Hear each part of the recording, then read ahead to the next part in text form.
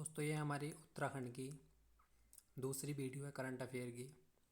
हम कुल इसकी 5 वीडियो बनाएंगे और जनवरी 2022 तक सारा करंट अफेयर उत्तराखंड का कवर हो जाएगा जो एग्ज़ाम की दृष्टि से महत्वपूर्ण है। तो इस दूसरी वीडियो में बात करते हैं, स्टार्ट करते हैं।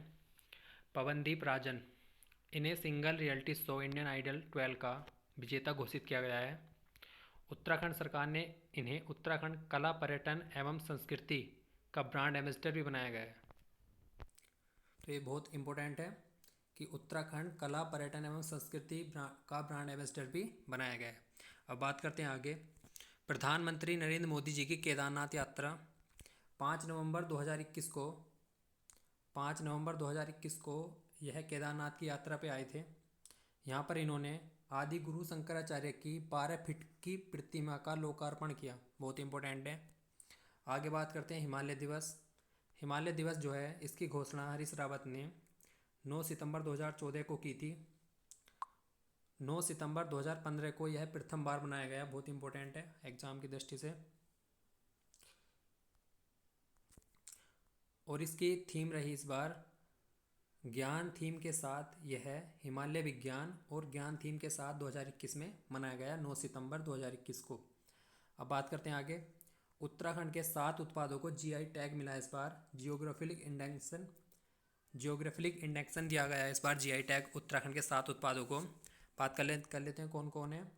कुमाऊं च्यूर आयल, मुनस्यारी राजमा, भोटिया दन, उत्तराखंड एप्पल, रिंगाल क्राफ्ट, ताम्र उत्पाद और थुलमा उत्पाद।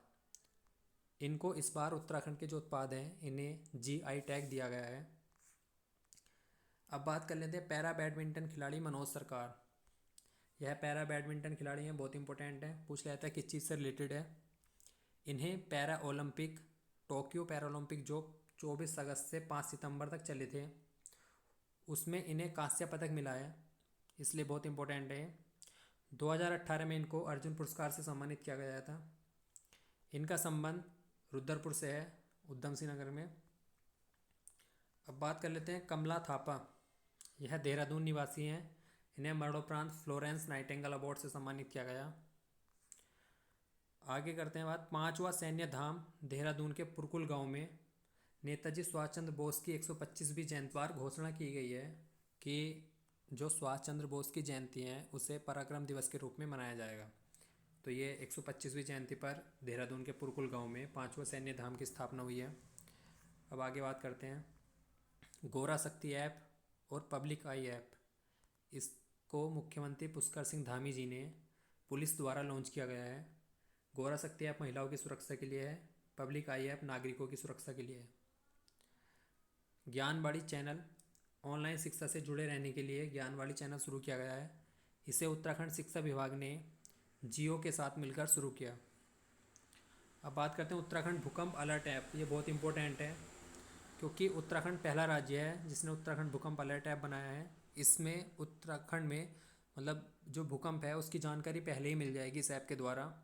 ये बनाया किसने है? उत्तराखंड राज्य आपदा प्राधिकरण प्लस आईआईटी रुड़की के सहयोग से ये बना है।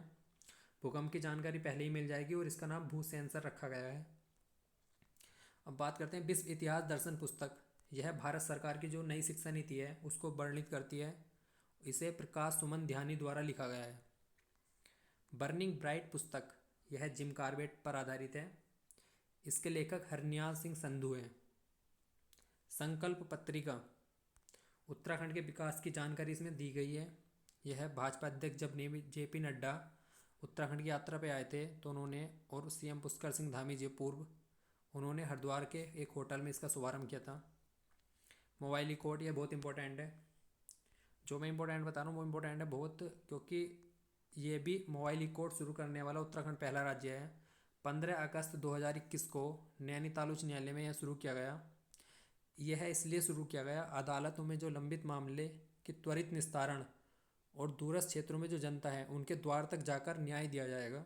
जो मतलब दूर दूर लोग रहते हैं उनके न्याय पर ही मोबाइल कोर्ट की व्यवस्था से सुनवाई होगी और उनको न्याय दिया जाएगा। उत्तराखंड लागू करने वाला यह पहला राज्य है, इम्पोर्टेंट है।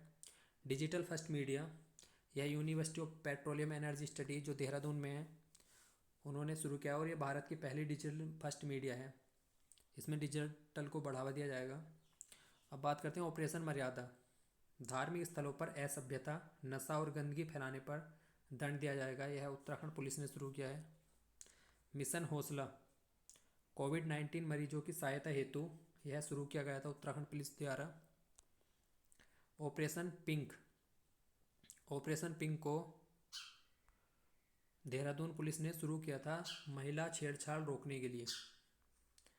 अब बात करते हैं उत्तराखंड के 8वें राज्यपाल लेफ्टिनेंट जनरल गुरमीत सिंह, जो 15 सितंबर 2021 से हैं। उत्तराखंड के 17वें मुख्य सचिव हैं डॉक्टर सुखबीर सिंह संधू। यह पूर्व सचिव ओम प्रकाश का इन्होंने स्थान लिया है।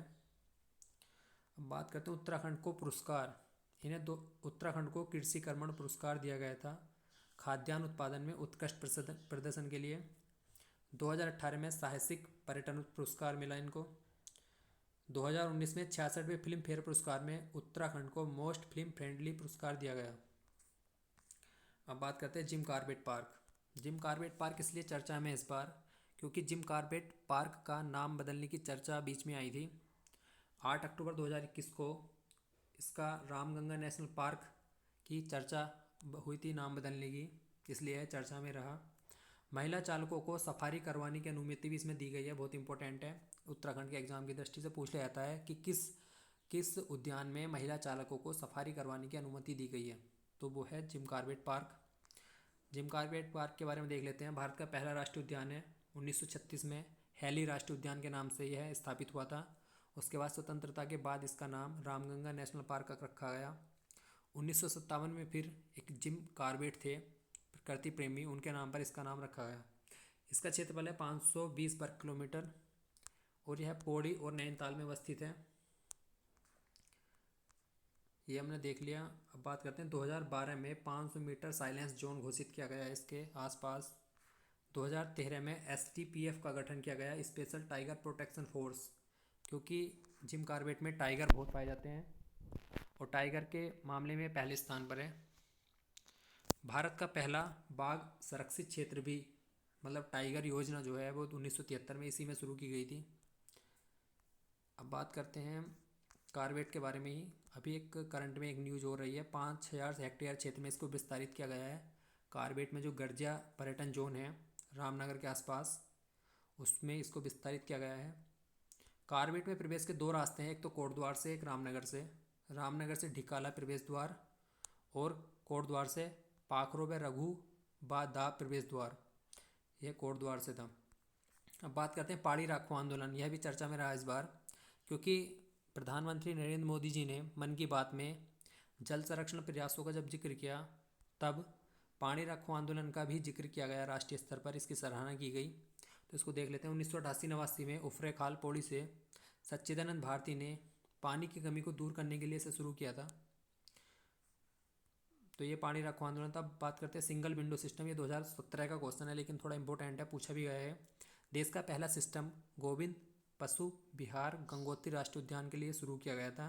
इसमें जो एंट्री है वो पूरी तरह ऑनलाइन एंट्री परमिट करेगा सिंगल विंडो सिस्टम पर, तो ये इसलिए इम्पोर्टेंट है।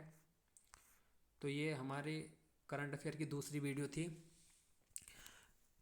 आगे आने वाली 3 वीडियो और हैं, बहुत इंपॉर्टेंट है एग्ज़ाम की दृष्टि से।